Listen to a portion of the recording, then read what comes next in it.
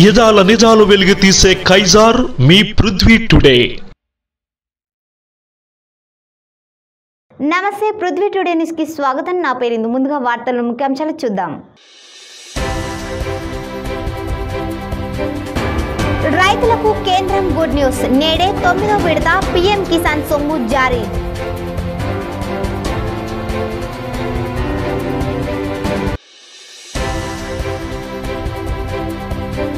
Minority సంక్షేమ శాఖపై CM Jagan సమీక్ష.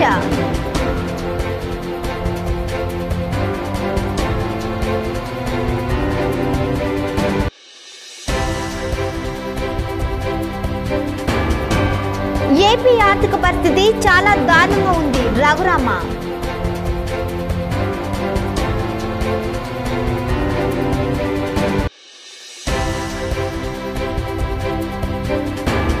రాష్ట్రంలో నడిచే ప్రతి పథకంలో ప్రధాని నరేంద్ర మోదీ ఫోటో ఉండాల్సిందే స్పష్టం చేసిన దేశ ఆర్థిక మంత్రి నిర్మలా సీతారామన్. వార్తల్లోని వివరాల్లోకి వెళ్తే, రైతులకు కేంద్ర ప్రభుత్వం శుభవార్తను అందించింది. ప్రధానమంత్రి కిసాన్ సమ్మాన్ నిధి కింద 9వ విడత నిధులను పీఎం నరేంద్ర మోదీ మధ్యాహ్నం 12:30 వీడియో కాన్ఫరెన్స్ ద్వారా విడుదల చేశారు. ఈ పథకం ద్వారా 9.75 కోట్లకు పైగా రైతు కుటుంబాలకు లబ్ధి చేకూరుతుంది. यूरिया की सप्लाई निर्बाध रखी, डीएपी जिसके दाम अंतर्राष्ट्रीय बाजार में इस कोरोना के चलते कई गुना बढ़ गए, उसका बोझ भी हमारी सरकार ने किसानों पर पड़ने नहीं दिया। सरकार ने तुरंत इसके लिए 12,000 करोड़ रुपए का इंतजाम किया। साथियों, सरकार ने खरीफ हो या रबी सीजन किसानों से एमएसपी पर अब तक की सबसे बड़ी खरीद की है। इससे धान किसानों के खेतों में लगभग 1,70,000 करोड़ रुपए और गेहूं किसानों के खाते में लगभग 85,000 करोड़ रुपए डायरेक्ट पहुंचे हैं।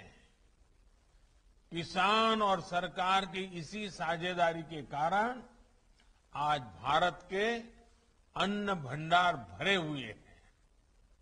लेकिन साथियों, हमने देखा है कि सिर्फ गेहूं, चावल, चीनी में ही आत्मनिर्भरता काफी नहीं है, बल्कि दाल और तेल में भी आत्मनिर्भरता बहुत आवश्यक है।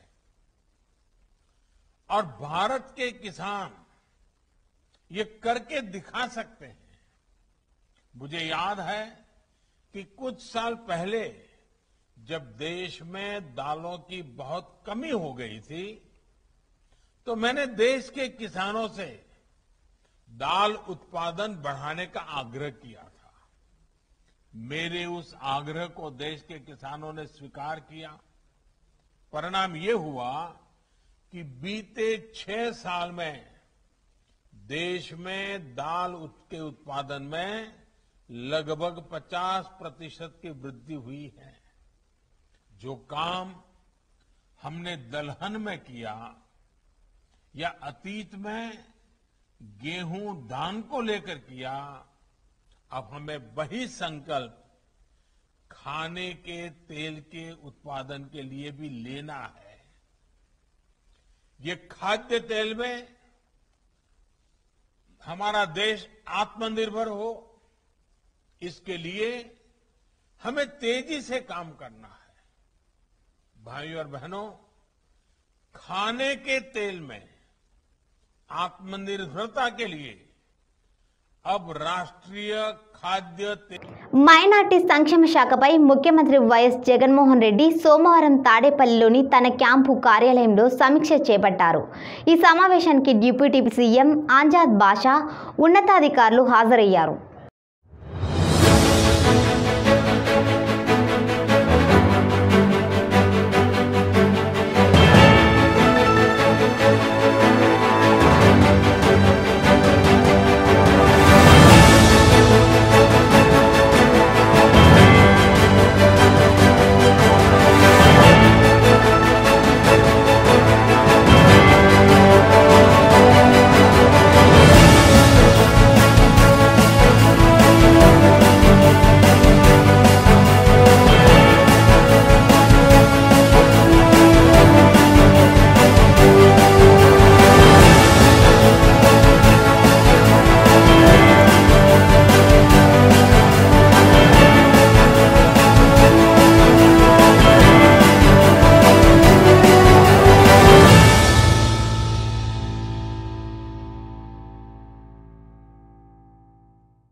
ఆంధ్రప్రదేశ్ రాష్ట్ర ఆర్థిక పరిస్థితి చాలా దారుణంగా ఉందని, ఆర్థిక సంక్షోభంలో చిక్కుకుందని, దీనిపై రాష్ట్రపతి రామ్నాథ్ కోవింద్కు లేఖ రాశానని ఎంపీ రఘురామకృష్ణంరాజు అన్నారు.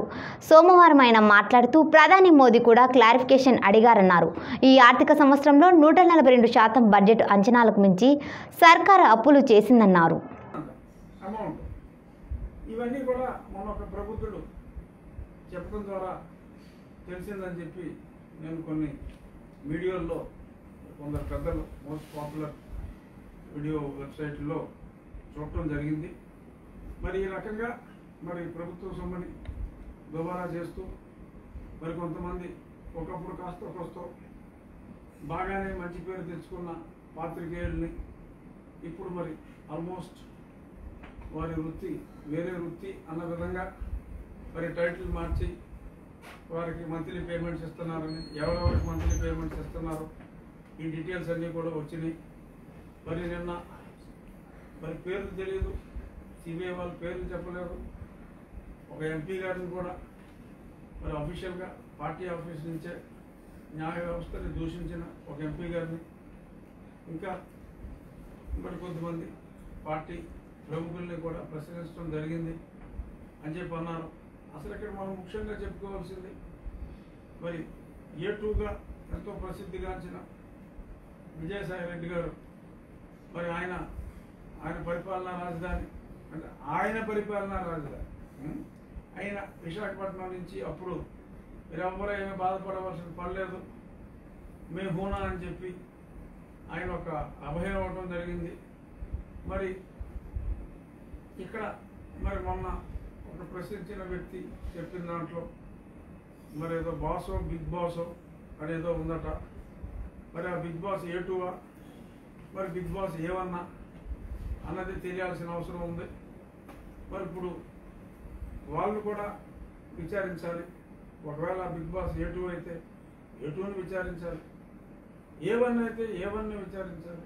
ఎవరా A2 ఎవరా A1 అది నేను చెప్పకూడదు, అది సంస్కారం కాదు కనుక మరి డెఫినెట్గా వాళ్ళు కూడా మరి అభయం ఇచ్చినందుకు వారిని కూడా పిలిచి ఏ రకంగా అభయం ఇచ్చారు అనేది సరే. కొంతమంది అయితే డైరెక్ట్గా కూడా మాట్లాడారు, వాళ్ళందరినీ కూడా పిలవాలి. మరి ఇంకా కొద్దిమంది విదేశీయులు పాంచ్ ప్రభాఖా, దిస్ ఇస్ పాంచ్ ప్రభాఖా అని ఒక దరిద్రుడు కూడా మాట్లాడుతూ ఉంటాడు. మరి నన్ను చాలా రకాలుగా అసహ్యంగా మాట్లాడాడు. న్యాయమూర్తులు కూడా ఆల్మోస్ట్ నన్ను మాట్లాడిన స్థాయిలోనే న్యాయమూర్తుల గురించి కూడా ఆ పశువుల డాక్టర్ మాట్లాడటం జరిగింది. అలాగే ఇంకా ఉన్నత స్థానాల్లో ఉన్నవారి మీద కూడా రాజ్యాంగబద్ధంగా టాప్ 2-3 ప్లేసెస్లో ఉన్నవారి మీద కూడా అతను మాట్లాడటం జరిగింది. మరి ఎవరో ముగ్గురు విదేశాల నుంచి కూడా రప్పిస్తూ ఉన్నారు. మరి ఆ రప్పించిన వాళ్ళలో మరి ఆ పశువుల డాక్టర్ ఉండుండొచ్చు. చూద్దాం ఇంకెన్ని అరెస్టులు జరుగుతాయో, మరి ఎవరెవరిని అరెస్ట్ చేస్తారో చూడాల్సిన అవసరం ఎంతైనా ఉంది. ఎందుకంటే ధర్మం ఈరోజు నిలబడుతుంది అంటే జనాలకి బ్రతకాలి అన్న ఆశ ఉందంటే అది కేవలం ఈ న్యాయ వ్యవస్థను చూసే బ్రతకాలి. కేంద్ర ప్రభుత్వ నిధులతో రాష్ట్రంలో నడిచే ప్రతి పథకంలో కూడా ప్రధానమంత్రి నరేంద్ర మోదీ ఫోటో ఖచ్చితంగా ఉండవలసిందేనని రాష్ట్ర ప్రభుత్వ అధికారులకు తెగేసి చెప్పిన కేంద్ర ఆర్థిక మంత్రి నిర్మలా సీతారామన్. బాగా కోవిడ్ ఎక్కువ ఉందని ఉద్దేశంతో ఇంటికి డిస్పెన్స్ చేసుకుంటాం. ఇక్కడ నుంచి ఏదన్నా సరే అది ఇంటికి తీసుకొచ్చి ఇచ్చినా కూడా ఆ బోర్డు బండిలో పెడుతున్నారు చూడండి, దాంట్లో ప్రధానమంత్రి మోదీ గారి ఫోటో ఉందా అని చూడండి. ఏ అన్న ఫోటో పెట్టినా నాకేం అభ్యంతరం లేదు. మా పెద్దలు ప్రధానమంత్రి మోదీ గారు చూడాలి. అదే అవన్నీ ప్రజలు చూసుకుంటారు. ఒక తెలంగాణ మాత్రం మీరు ఎక్కువ తీసుకున్నారు. బాగా కోవిడ్ ఎక్కువ ఉందని ఉద్దేశంతో ఇంటికే డిస్పెన్స్ చేసుకుంటూ ఇక్కడ నుంచి ఏదన్నా సరే అది ఇంటికి తీసుకొచ్చి ఇచ్చినా కూడా ఆ బోర్డు బండిలో పెడుతున్నారు చూడండి. దాంట్లో ప్రధానమంత్రి మోదీ గారి ఫోటో ఉందా అని చూడండి. ఏ అన్న ఫోటో పెట్టినా నాకేం అభ్యంతరం లేదు. మా పెద్దలు ప్రధానమంత్రి మోదీ చూడాలి.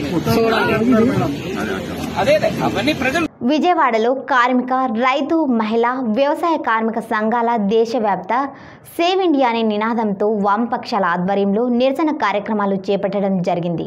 దేశవ్యాప్తంగా ప్రజా సంఘాలు, ట్రేడ్ యూనియన్లు, వ్యవసాయ కార్మిక సంఘాలు, రైతు సంఘాలు, విద్యార్థి యువజన సంఘాలు వీళ్ళందరూ కూడా ఏకోన్ముఖంగా ఈ దేశాన్ని కాపాడాలనే డిమాండ్ పైన ఈరోజు దేశవ్యాప్తంగా ఉద్యమానికి శ్రీకారం చుట్టారు.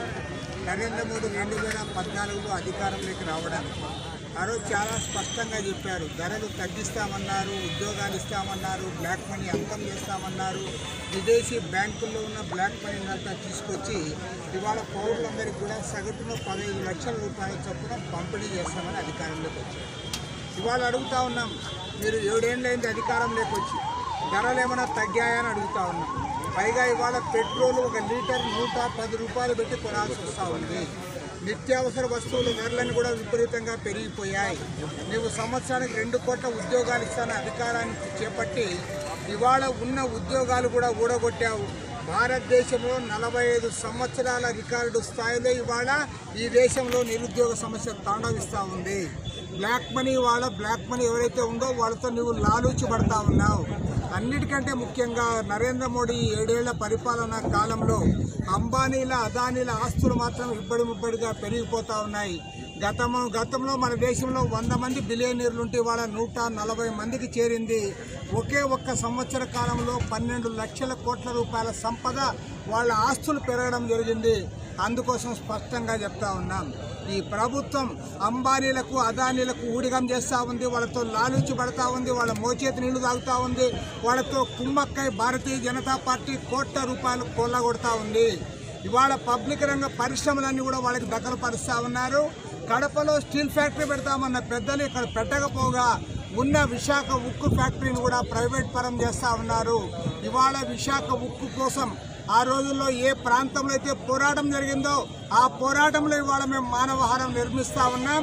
ఖచ్చితంగా చెప్తా ఉన్నాం, విశాఖ స్టీల్ ఉద్యమాన్ని రాష్ట్రంలో ఉన్న 13 జిల్లాల్లో కూడా ముందుకు తీసుకుపోతాం.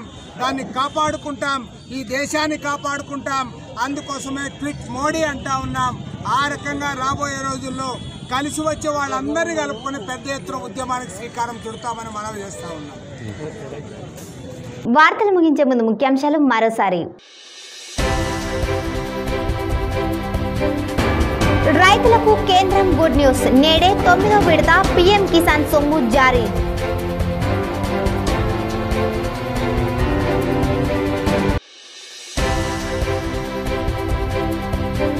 మైనార్టీ సంక్షేమ శాఖపై సీఎం జగన్ సమీక్ష.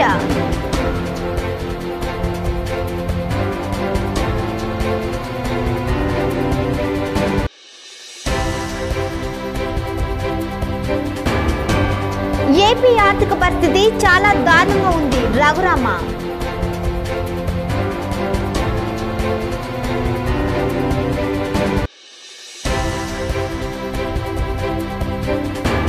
రాష్ట్రంలో నడిచే ప్రతి పథకంలో ప్రధాని నరేంద్ర మోదీ ఫోటో ఉండాల్సిందే స్పష్టం చేసిన దేశ ఆర్థిక మంత్రి నిర్మలా సీతారామన్. ఈ వార్తలు ఇంతటితో సమాప్తం. నమస్కారం.